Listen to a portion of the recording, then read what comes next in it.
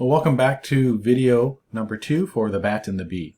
So let's quickly look at our stage and remind ourselves that we have 3 backdrops: the play screen, the win screen, and the lose screen. Well, so far in our animation, or our game, we have the 2 sprites on the screen, and we need to start thinking about what their actions are. We talked that the plan for this program was to have the bee simply flying left to right. Meanwhile, the bat is flying sort of diagonally. So he'll start always in the upper left corner, glide down to a specific height. Now we can't make it so he goes to different heights different times, so we have to pick a height that's representative of the ground. We'll find that. Then he goes to the upper right corner, and he glides to another random X location, and then back up to the Y. As many times as he hits the B, we're going to probably have some sort of counter to keep track of that, and some way to trigger the win and lose situations. So as I envision this program, there really is no user interaction. We're not controlling the motion of the bat or the bee with cursor keys or mouse. It's really, I just sit back and watch. Because there's some random motion in here, the results of every play, should be a little bit different. But we can adjust the timings and the sequences and the win conditions to make it look right. So first thing, let's go resize the bat and the bee. I actually already did that. So the bee size was too big. I set him down to 40. And the bat size, the bee was too small. Big, I made him smaller. And the bat was a little small, too big. I made him 45. Students, adjust this to the size that makes sense for the scale of your background here. You decide. Now let's go code the action of the bee. What we envision is that the bee is gliding, so we need to position the bee at his height. The beauty here is when you look in the motion blocks, if you look at the, actually a lot of these do this, but the go-to block is a good one to look at. Watch these numbers here. As I move this bee around, notice that they update every time I let go of the mouse. So you can find this Y coordinate right here. In fact, we can find both the X and the Y. The X is negative 240, and the Y is at 28. That's a good height for this bee, so let's go drag that in. Now, I'd also like to remind you of the way the stage coordinate system is laid out. So once again, I'll go to the stage, backdrops, and I'm going to just choose a backdrop, and one of them is, I think it's at the very bottom of the choices here, the XY grid laid out on the stage. So here you can see that our standard 0, 0 is at the center of our stage, the far left negative and far right positive 240, and you can go as high as positive 180 in the Y direction. All right, so knowing that is going to help us determine the layout of our screen and coordinates. All right, we can delete that backdrop. So back to the code for the bee. He's going to start at this location. That's the first thing he has to do. And in fact, we're going to make an event when the green flag is clicked. That's what he'll do.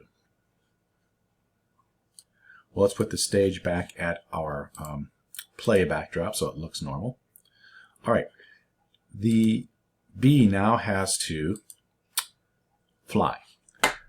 Be aware that the bee does have those 2 costumes that you can create, but we'll just use the one. So no costume changes here.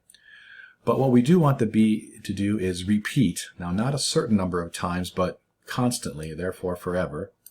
What's he going to do forever? He's just going to fly. So in this case, flying is just moving, and in fact, we're going to move him, say, 10 steps.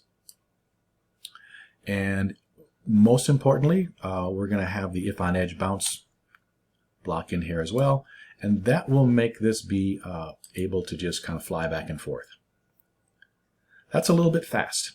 So 2 ways to control the speed here. We could change the number of steps But we could also, and this works just as well, doesn't really matter. I think you get a little better gameplay with the weight block. So let's go into events and let's see, the weight, and you have to adjust this down to something much smaller. So the cool thing about Scratch is that as you drag in these blocks, the program is immediately updated.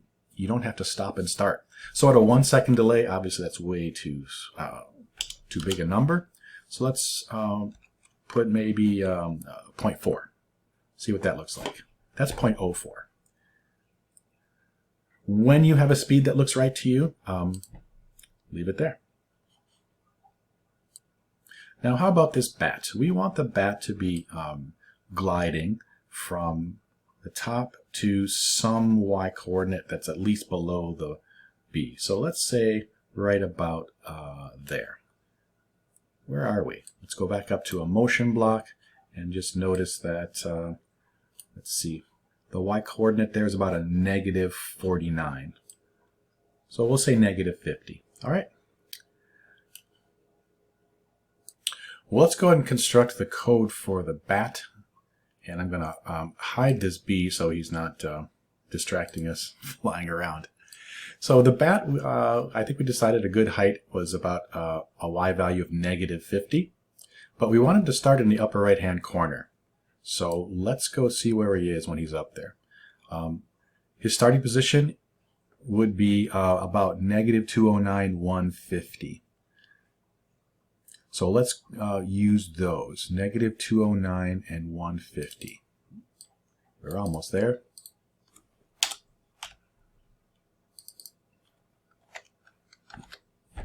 That's our starting point.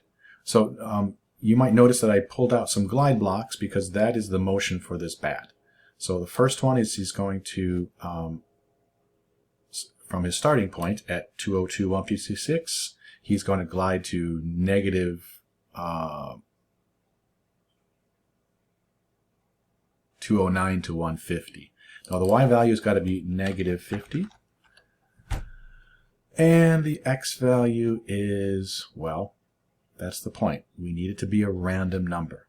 So to remind you how to get a random number, go into the operators, and we have to make the x go from a random value of what? Well, let's start at about a -120 for the far left of the stage.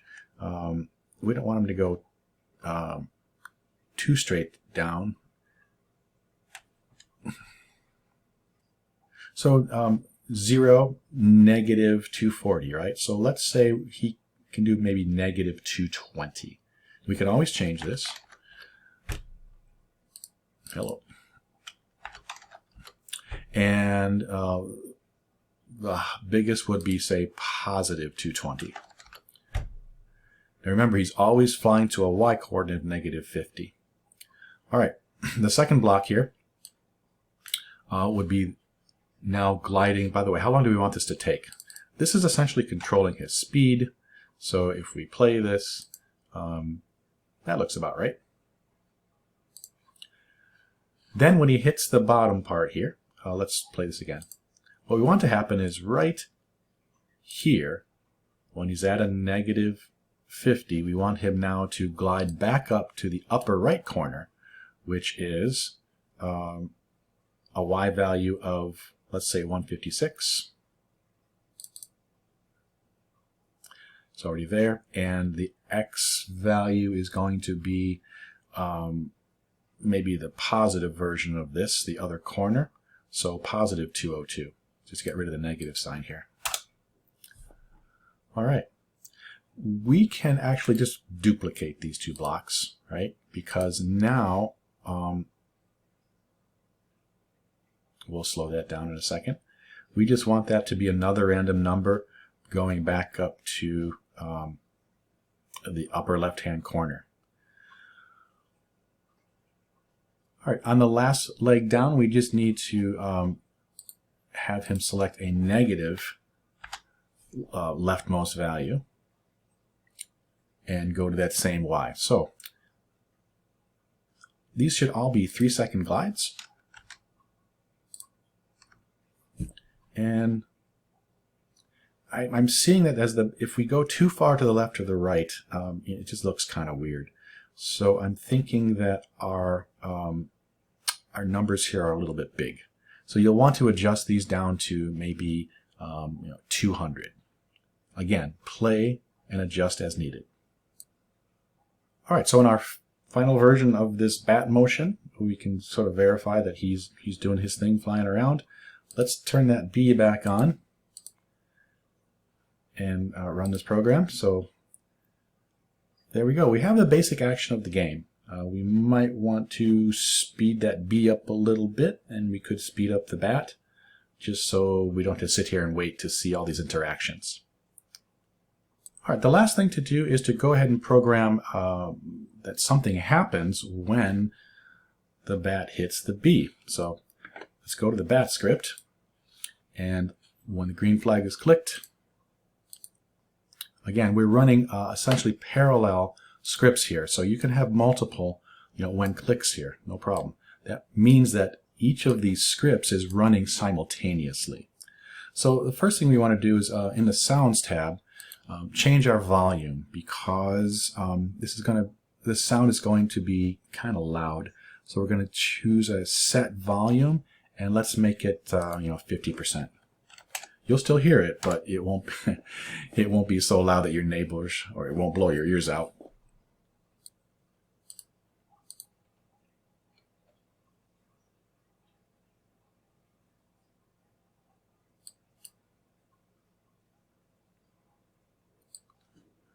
So all we want to do is test if the bee is touching the bat. So that's going to be a looks block, I believe, or rather a sensing block. So we need touching. So there's two versions of testing for touching. You can test if you're touching for a color or a specific object, and we're going to be testing if he's touching, in this case, the bee. So when that happens, and by the way, we're going to have to put this in a forever block because we don't want to do this just once. We want to do it over and over again. Constantly test. So forever. If touching the bee. Now here's the fun part. What sound would you like to happen? Well, it turns out that that bat has some sounds. It's a screech sound. Let's play it. That's loud. So we can use that sound. So play sound until done, and this bat sprite only has one sound in him. Students, if you were using other sprites, you could just import a sound from the sound library here. All right, so every time our bee touches our bat, we should be playing that sound. All right, let's wrap up this second video, and I'll see you in the next.